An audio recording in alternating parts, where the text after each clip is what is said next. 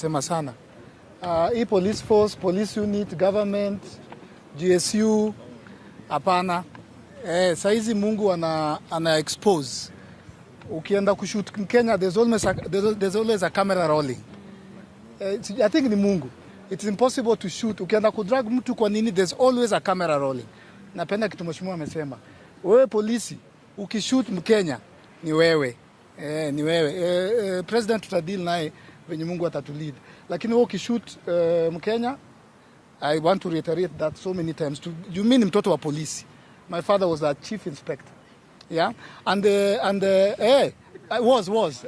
Hata nasema naogopa. You know, the police service, because now we have a police force. The police service was a pride of this nation. Mimi nilikuwa niende nikuwe polisi, ni vile nilikuwa mfupi. Nashukuru Mungu. Yeah? Hata nashukuru Mungu sikuenda. Ndugu zangu, cousins wangu, uncles zangu, everybody wanted to go to Kiganjo. Everyone wanted to be a policeman. Watu walikuwa na bribe mpaka wakuwe polisi. Sasa hizi nakutana na polisi kwa street. Anaanza kuji-explain. Anaanza ku-apologize. Mimi nasalamia tu polisi kwa traffic. Sasa mdosi, Eriko unajua? Eriko, wacha nikuambie kitu moja. Sisi wote. Why have you made that uniform so heavy? Yeah? It is no longer a pride to be a policeman. Yeah? So the police force, yeah? Wewe ukiwa an individual, usichukue order ya kuua Mkenya mwenzako. Kumbuka wewe before ukuwe polisi 3 years ago ulikuwa form 4. Yeah? You wanted to be a doctor or a lawyer. Na uko na bibi. Sasa umejipata wewe ni polisi, umejisahau. You are a Kenyan first before you are a policeman. To the Kenyan government headed by Dr. William Samoei Ruto, the president. Malizeni muende.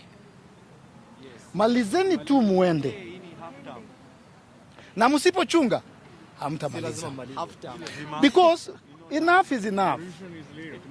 Hatuwezi maze leo tuko All Saints Cathedral. Tena maze nishapigiwa simu ya Ndumberi. Natoka hapa naenda tena kwa familia nyingine, mtoto amekufa. Tena naanza kuchanga. Tena saa tu tena naenda kumwaga mchanga. Tena nikienda kulala niko na mtoto maze. I've buried 8 people. I've buried 8 people in 1 month. Sasa nimetoka Kisumu kujenga shule, nimekuja hapa mheshimiwa nikasema sasa niende nikae na Kalia. Simu ndio imeingia. Sasa Eric nakupigia mtoto wangu amepigwa risasi. Tuchangie tunazika. Tena naenda kuzika. Tena nikizika huyu nikienda kupumzika tena simu inaingia, mwingine ameshutiwa. Mtoto msichana mdogo hajafika hata 10 years. Hayuko kwa maandamano, ako kwa sitting room. Tulisema tutaandamana, tutavurugana, tutatukanana, tutapigana, lakini tutauana. Kenya Police, wacheni kutuwekea kasongo. You are the one with the gun. Wewe ndo na cock. Wewe ndo na shoot. I'm speaking to you as the son of a policeman. And I'm not proud to say that statement. Wherever my father is, I'm sure anageuka kwa hiyo grave yake. Yeah? 39 people are dead, they're not yet buried. Hundreds mheshimiwa wako kwa nini? Wako Kenyatta. I think we can also say enough is enough. To the Gen Zs, do not worry. Do not worry. This will be the last liberation that this country will experience. Kulikuwa na wale wazungu, kukakuwa na multipartism, this will be the last one. And I want to tell you that this government is worse than the white man. Hawa watu, huyu Bonface, hakuna tofauti ya huyu Bonface na Dedan Kimathi. Hakuna tofauti ya ule Albert Ojwang na Dedan Kimathi. They died and shed blood while fighting for a nation. Ni kama wale maumau. Mimi nimesema, hawa ndio maumau wetu. Every generation has their heroes. These are our heroes. And we will celebrate them as our heroes. And when time comes, God willing, these streets zitaitwa Bonface Mwangi. God bless you. No way they can run away from this responsibility of killing the Kenyans they have killed. The Kenyan youths have been killed by this administration. They started very peaceful demonstrations, but the government saw it fit to invite goons to come and tarnish the name of this protest. So the back fully stops the president of Kenya, Mr. Kasongo Ruto, has to take full responsibility for the deaths of the Kenyan youth of this generation. And I want to urge the Kenyan people, and I want to thank them so much, because we as parliamentarians, we know parliament is under siege. We are not able to pass laws that are able to change the narrative of this country. But I'm so happy that when people passed the Finance Bill 2024, the people of this country came out strongly and supported us. who are in opposition, and we saw the president recede on his decision. It is the right time now the Kenyan populace take upon its hands to chart its way forward. Kwa sababu uongozi ambao tuko nao Kenya ni watu ambao they are so greedy, ni watu wa, people who are power hungry. And I want to ask Kenyans, next time unachagua president, tuangalie history yake. Tuangalie mtu mwenye ana njaa ya power. It is not a must you kill people so that you can lead. It is not a must uwe watu ndio ukuwe kiongozi. Hiyo uongozi inakuja na inaisha. Uhuru alikuwa president. Right now tujui mali alienda. Hata wewe Kasongo utaenda. Lakini damu ya watoto utabeba hadi kwa kaburi. We are saying this, we will not be cowed. They have tried to, wamejaribu kutu-threaten, kutu-blackmail. Juzi marafiki zangu wameshikwa wameandikiwa terrorism charges. In this country, in your own country, unaandikiwa tu ni terrorist. Hatutakubali kuishwa kwa nchi yetu. Mali Kasongo alina visa ya kuzaliwa Mkenya. I'm a Kenyan by right. And I'll stand fight. As a mzungu says, it always darkest at dawn. Hii ni kitu inapita. Tunajua tutakomboa nchi. Na ni uchungu sana kuangalia. Serikali imeshindwa kupatia vijana ajira. Wale wenye wameamua kuhustle kivyao wanajaribu kutafuta riziki yao, inakuja na wapiga risasi in broad daylight. This is a matter that we should not take it lightly. Yes. We have to give it the seriousness that it deserves. Ule kijana ameamua kujihasulia asikae idol. At least na serikali kataa kumpea kazi.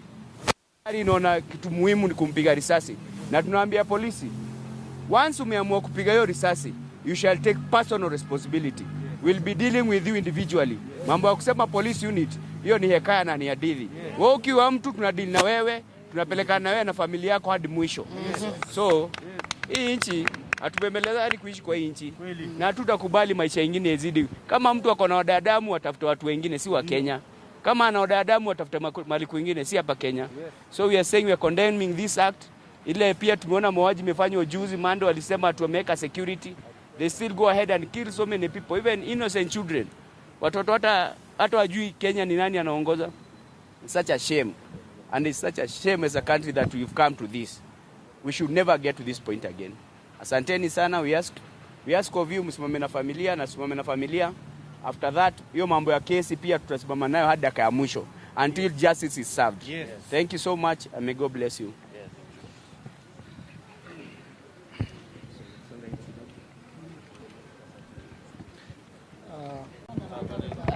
Good afternoon, everyone.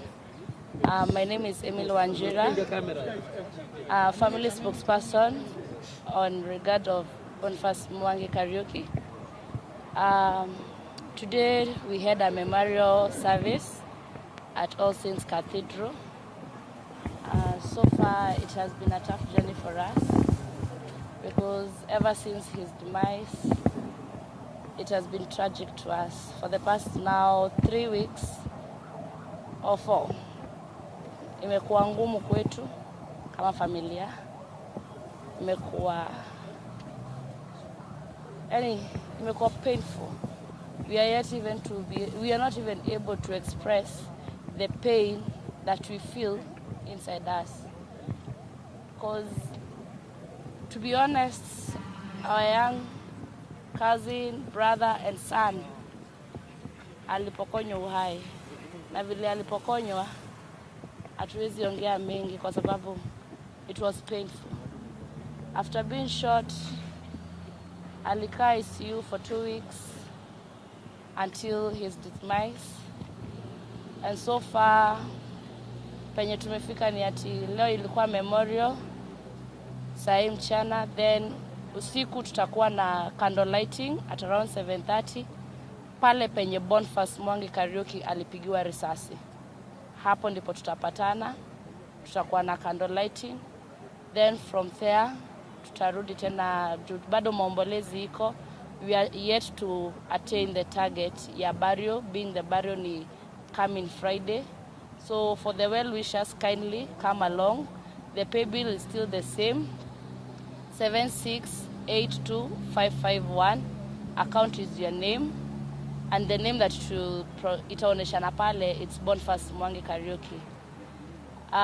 Kindly well wishers, kujeni along ili tuweze kumaliza hii jambo and tuweze at least tusikie at least one of the burden imetu offload, tubaki ni kesi. So mazishi itakuwa kule Kangema, kijiji inaitwa Iego. Uwanja ambao inaitwa Kanda Githunguri. Huko ndiko tutakutana sisi sote. And tukiwa huko from there tutakuwa tumeanza kumlaza, tutamlaza nyumbani. So service yote ita hapa pale kwa grounds ya Kanda Githunguri. Then we lay him to rest nyumbani. But on Thursday we are supposed to go back in court because last week we were there, and since the case was miscellaneous, ilibadilishwa to murder. So hapo tunarudi tena on Thursday, na tunaomba bado wa Kenya tushikamane, tusaidiane katika hii safari, sababu hii safari imekuwa ngumu sana kwetu. Hatuwezi bila nyinyi, na Mungu akituongoza, I believe that we will win. The only thing we are still seeking, it is justice for Bonface Kariuki. That is the only thing that we want as a family. That is the only thing Auntie I know anataka, and that is the only thing I know Uncle wants. The thing that you need as a family is justice. And kindly, please, tutarudia tu tena. Those who are trying to intervene in this case, please don't. Hii kesi iko already kwa Kenya nzima. Iko already kila mahali. So don't dare to intervene again. Let's deal it the way it's supposed to be. The right channel as per constitution. That's the only thing I can say for now. Thank you.